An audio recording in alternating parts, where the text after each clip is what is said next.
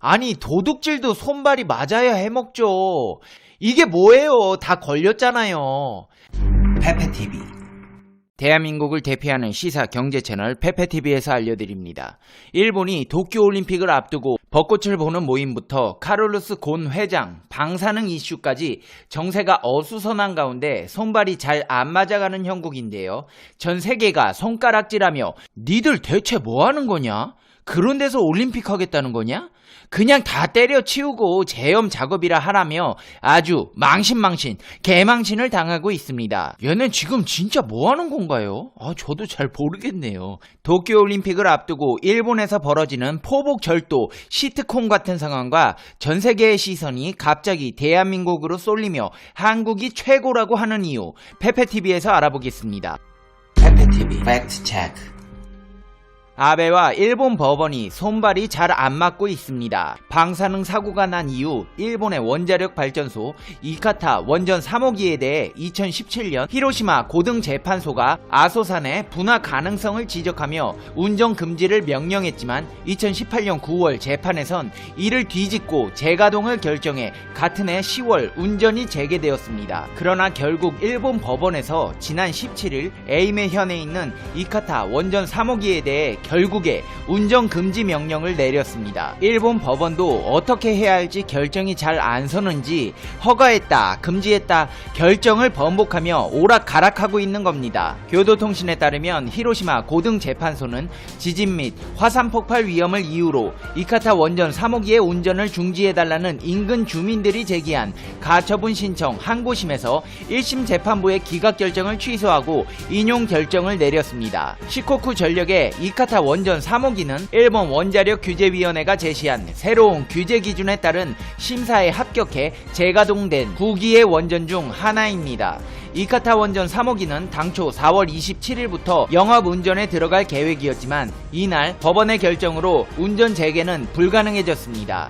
현재 정기검사를 위해 운전이 정지된 상태입니다. 앞서 지난해 3월 15일 야마구치 지방재판소 이와쿠니 지부는 이카타 원전 3호기의 가동을 멈춰달라는 주민 3명의 가처분 신청에 대해 기각 결정을 내린 적이 있습니다. 주민들은 이카타 원전 주변에 단층대가 지나고 있어 거대 지진이 발생하면 심각한 피해 가능성이 있다. 또 130km 떨어져 있는 활화산인 아소산에서 분화가 일어날 경우 화산재와 화산가스가 흘러내리는 것으로 인한 피해 가능성도 있다며 문제를 제기했지만 일본 법원은 기각했다가 다시 인용 결정을 내린 것입니다. 한마디로 일본도 어떻게 해야 할지 판단이 안 서고 있는 것입니다. 그렇다면 일본 법원의 이번 원전 운전금지 결정은 과연 방사능에 대한 경각심을 가지고 정부에 책임을 묻는 태도로 이런 결정을 내린 것일까요?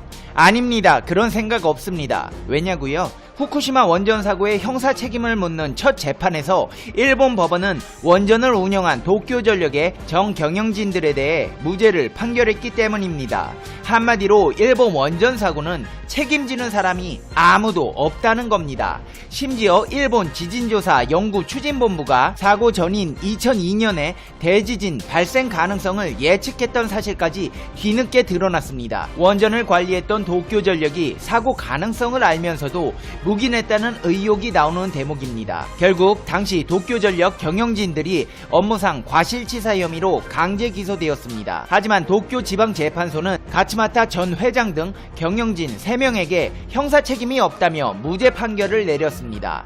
재판부는 사고를 피하기 위해선 원전 가동을 중지할 수밖에 없었는데 이는 생활에 필수적인 전기와 지역회사에 영향을 준다며 원전을 중지하지 않은 경영진의 무죄를 판결했습니다. 사고 8년 만에 열린 첫 형사재판에서 일본 사회는 큰 관심을 보였습니다. 도쿄지방법원의 판결을 보기 위해 이른 아침부터 시민들의 줄이 길게 늘어서기도 했는데요. 무죄 판결 소식이 전해지자 사고 피해자와 유족들은 실망감을 감추지 못했습니다. 현장에 모인 시민들은 수많은 사람들이 억울하게 죽었습니다. 그런데도 기업은 책임도 지지 않습니다. 그 누구도 사과하지 않았습니다. 이렇게 말도 안 되는 일이 어디 있습니까? 일본은 미래가 없습니다. 라며 울분을 토했습니다. 도쿄전력 측은 이번 판결과 관련해 회사 차원의 언급은 삼가하겠다며 모르쇠로 일관하고 있습니다. 아베의 벚꽃 스캔들부터 카를로스 곤 방사능 이슈까지 어수선한 가운데 이렇게 일본은 판결을 오락가락하며 갈피를 못 잡는 모습을 보여주고 있습니다. 일본은 가뜩이나 국제사회의 방사능 공포를 불식시키지 못한 상황에서 무더위, 수영장 수질 문제 등 부실한 준비 과정까지 도마에 오르며 도쿄올림픽은 벌써부터 만신창이 올림픽이라는 오명까지 뒤집었었습니다. 상황이 이런데도 다 괜찮다며 밀어붙이는 일본 정부와 달리 해외뿐 아니라 일본 국내에서도 우려의 목소리가 나오고 있는 상황입니다. 일본 경제침략대책특별위원회가 공개한 일본 방사능 오염 지도에 따르면 2020년 도쿄올림픽 경기장인 후쿠시마 아즈마 스타디움은 출입금지가 필요한 즉시 대피구역으로 분류됩니다. 원전 사고 이후 방사능 오염 정도를 측정하는 일본 시민단체 모두의 데이터가 공개한 자료를 바탕으로 한 지도에 따르면 올림픽 경기장은 즉시 대피해야 하는 재해지역입니다. 뿐만 아니라 올림픽이 열리는 도쿄 신국립경기장과 사이타마 스타디움은 자발적 대피지역으로 이바라키 스타디움과 미야기 스타디움은 방사능 관리구역으로 나타나기도 했습니다. 일본 도쿄올림픽의 문제점은 방사능이 다가 아닙니다. 방사능 못지않은 도쿄올림픽 조직위원회의 근심거리는 바로 무더위입니다. 도쿄올림픽 유치위원회는 2013년 1월 IOC에 제출한 유치 신청서를 통해 2020년 올림픽 기간 날씨를 선수들이 최상의 성적을 내는데 이상적이라고 주장했으나 현실은 그렇지 않습니다. 일본 올림픽은 7월 24일부터 8월 9일까지 40도에 육박하는 1년 중 가장 뜨거운 시기로 일본 정부의 더위지수 규정을 그대로 적용하면 도쿄올림픽 기간 17일 중 12일 정도는 야외 활동이 어려운 수준입니다. 작년 일본에서는 40도가 넘는 폭염이 잇따르면서 최소 15명이 사망하고 12,000여 명의 온열질환 환자가 발생한 가운데 7월 23일 도쿄 북부 구마가야에 설치된 대형 전자온도계가 낮 기온을 41도를 기록해 일본 사상 최고 기온 기록을 갱신했습니다.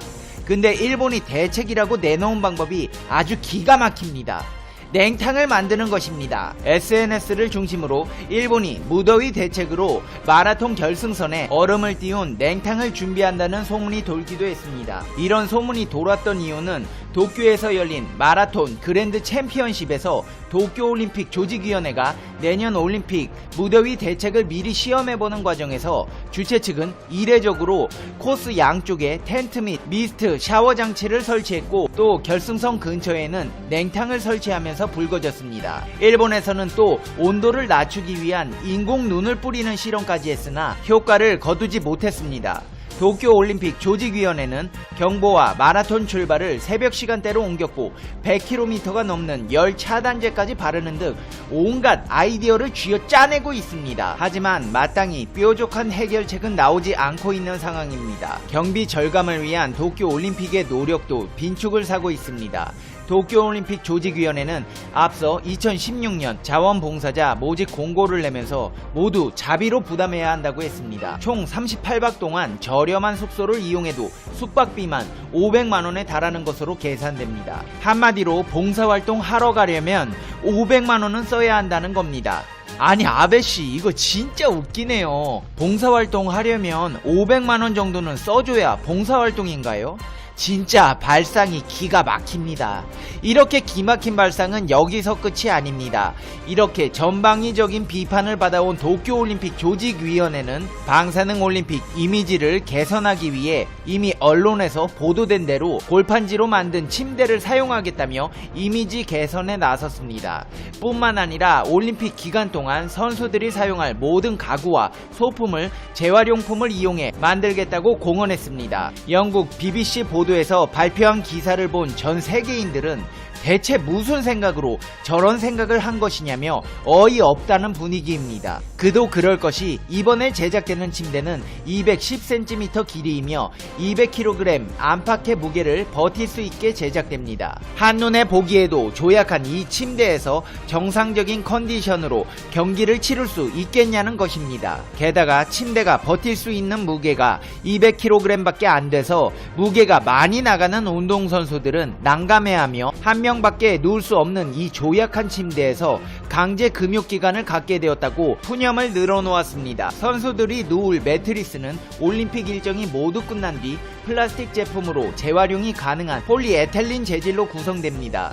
이번 올림픽과 패럴림픽에서 사용될 침대는 총 26,000개에 이르는 것으로 알려졌습니다. 올림픽 성화도 알루미늄 폐기물과 해양 플라스틱 폐기물을 조합해 선보일 예정입니다. 이를 두고 일각에서는 일본이 방사능 올림픽이라는 프레임을 재활용품 사용으로 타개하려는 것이 아니냐는 우려의 시선도 나오고 있습니다.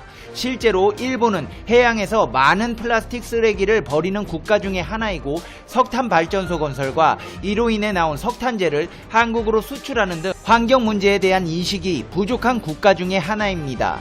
한마디로 본질적인 개선은 외면한 채 쇼하고 있는 겁니다. 상황이 이렇다 보니 전 세계는 대회 개막을 앞둔 이 시점에서 일본을 대체해 대신 훈련할 각국 베이스 캠프 설치를 제주도로 알아보고 있습니다. 이 기회를 놓치지 않고 제주 특별자치도가 세계 각국의 전지훈련단 유치를 위해 막바지 구슬땀을 흘리고 있습니다. 제주의 자연환경과 지정학적 장점을 앞세워 국제교류 네트워크를 활용한 효율적이고 체계적인 전지훈련팀 유치를 위해 행정시와 체육회뿐 아니라 관광공사, 관광협회 등 유관기관 단체와 파트너십을 구축해 단계별 추진 전략을 수립해서 추진해 나가고 있는 겁니다. 제주도 체육회 중심으로 국제 교류 협력을 한 자매결연 도시를 우선 타깃으로 행정시 전지훈련팀 협력 홍보, 지역 연고, 한인의 유치 등 홍보 전략을 통해 다수의 해외 국가대표팀과 국제훈련 캠프 유치를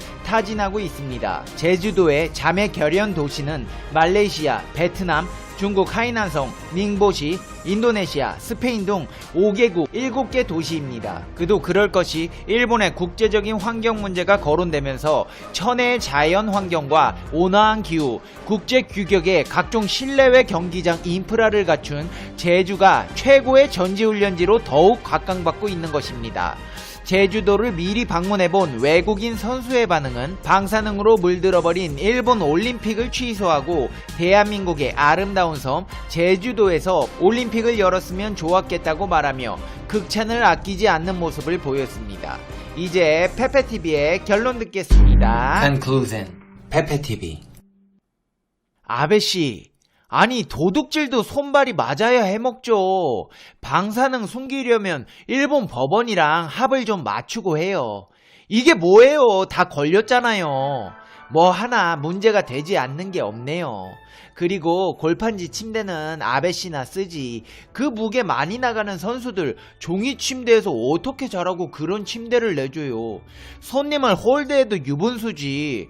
이제 일본 가본 각국 선수들이 일본 여행 불매운동 동참하게 생겼습니다. 페페TV 시청자 여러분은 어떻게 생각하세요? 페페TV는 여러분의 생각이 궁금합니다. 댓글로 여러분의 생각을 남겨주세요. 여러분 새해 복 많이 받으세요. 새해 목표로 한 운동, 다이어트, 금연, 취업 등 계획하신 일들은 잘 진행되고 있으신가요? 새해 목표가 생각대로 잘 안 풀릴 수도 있습니다. 하지만 처음부터 잘 안 되더라도 너무 걱정하지 마세요. 결국 마지막에는 모든 것이 완벽하게 이루어지게 될 수밖에 없습니다. 일단 무엇보다 가장 소중한 당신을 아껴주세요. 살다 보면 챙길 사람도 많고 해야 할 일도 많아서 자신에게 소홀해지는데 세상에서 가장 소중한 당신을 한때의 부질없는 걱정과 고민들로 괴롭히지 마세요. 행복하기 위해서 불행했던 시간들을 의식적으로 버리십시오. 어떤 아쉬움이나 후회가 남는다면 그 또한 내일을 살아가게 하는 인생의 경험일 테니 괴념치 마세요. 천천히 가더라도 포기하지 않는다면 언젠가는 도착할 수 있습니다. 어떤 속도로 걷던지 하물며 잠시 멈춰가더라도 행복한 당신이 되길 가장 당신답게 살기를 응원하겠습니다. 2020년 새해에는 더 많이 웃고 더 적게 울며 문득문득 행복하시기를 바라겠습니다. 그럼 다음 영상에서 봬요. 안녕.